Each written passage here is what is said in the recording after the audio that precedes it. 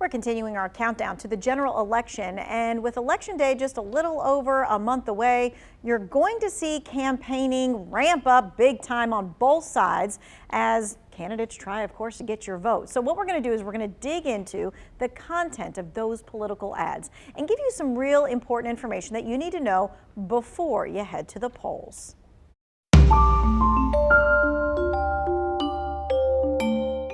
The liberal pro-Biden, pro-China Wall Street insider. Every election year, it seems like politicians hit us with a 1-2 combination of spin. Alex Mooney repeatedly disrespects veterans. And scorn. Reckless, dangerous, and irresponsible. It's all part of a long tradition of using the public airways to persuade, and you might even say manipulate, American voters. 3, 2, 1, 0.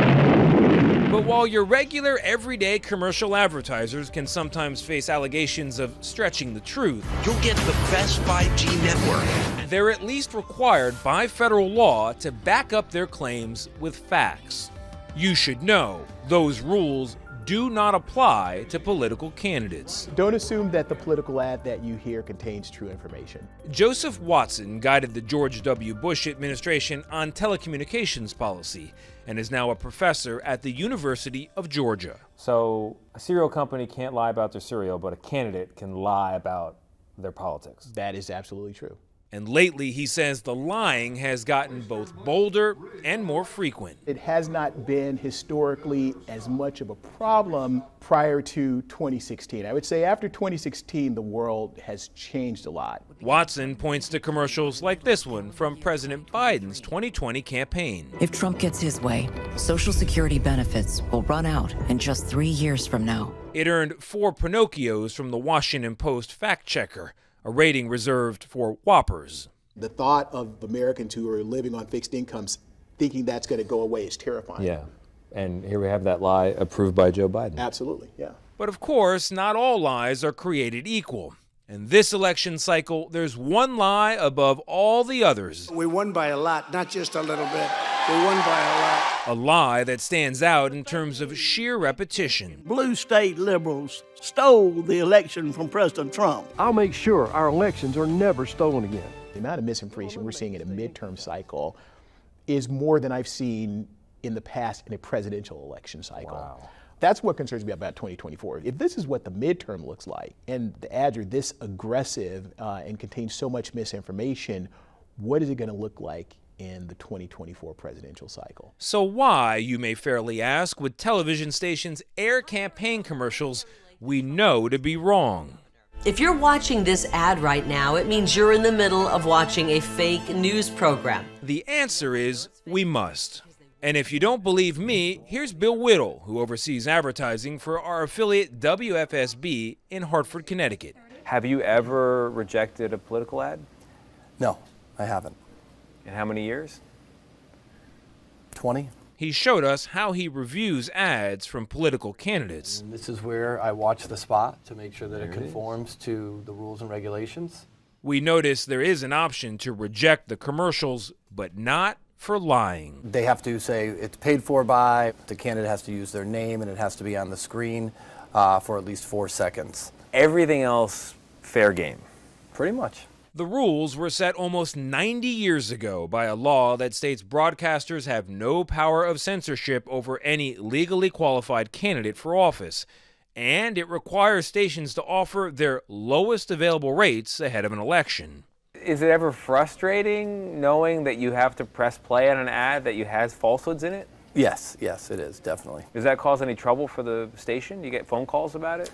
We get a ton of calls. 2, 1, and take it. In addition to accepting candidate ads, broadcasters must run them without edits. Although, as Watson sees it, there is maybe one potential option for stations interested in flagging ads from candidates. They could put a disclaimer at the start of an ad that might say, the following is a paid political advertisement that may contain information that's not been verified or validated. There should be no preclusion to do that, but the challenge for broadcasters is any disclaimers that they put at the start of an ad can't be paid for by the candidate. I don't see them doing that. No. What about allowing media companies like CBS and the other big broadcasters to step in and reject ads that are false? Who watches the Watchmen? Who watches us, you mean? So if you empower a government body to police the truth, that's problematic. If you empower media companies to step in and filter the ads, that's problematic. And so we're left with what we have. That's exactly right. There really are no easy solutions to resolving this issue, and that's why it's such a conundrum. Well, county boards of elections are getting ready for the midterms. The Rockingham County Board of Elections tested its voting machines today. The logistics and accuracy testing is done before every single election. A bipartisan team is responsible for preparing the machines, the ballots, and the testing itself. They also reset the machines after testing to make sure that they start fresh on Election Day. It's very important that we have our testing done because we don't want to find out that we have problems with our voting machines on Election Day. We don't want to do anything to keep anyone from voting. We want to make sure that everything runs smoothly. Of course, you can't guarantee that.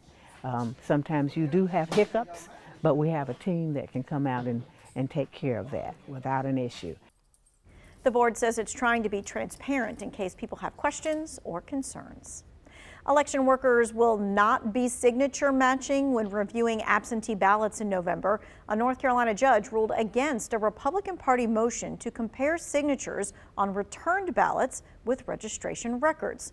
Republicans had argued that signature verification is another necessary element of election transparency. The judge said current state law confirms a voter's identity. All absentee voters must fill out their ballots in front of 2 witnesses and a notary. The ballots must also include the voter's date of birth and either a driver's license number or the last 4 digits of their Social Security number. The state Supreme Court is hearing arguments on the voter ID law. The justices are looking into whether it was reasonable for trial justices to block the law, saying it was discriminatory. Voters approved the law in 2018 to require a photo ID to cast a ballot, but it has never been enforced because of the challenges in federal and state courts. That will be the case for the next month's midterm election as well.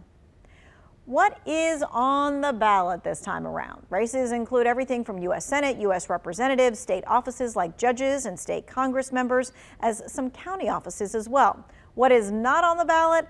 President. But UNCG political science professor Tom Little says it is still very important for you to vote.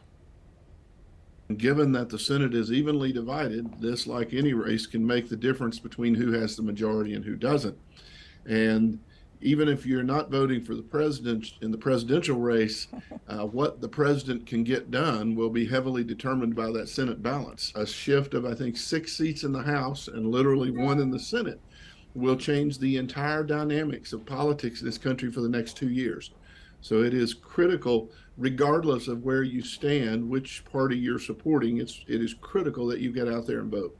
That's what democracy is all about. If you have not registered to vote, you have 10 days to do so. If you miss the deadline, you can register and vote at the same time during one-stop early voting only. Early voting runs October the 20th through November the 5th. Election Day is November 8th.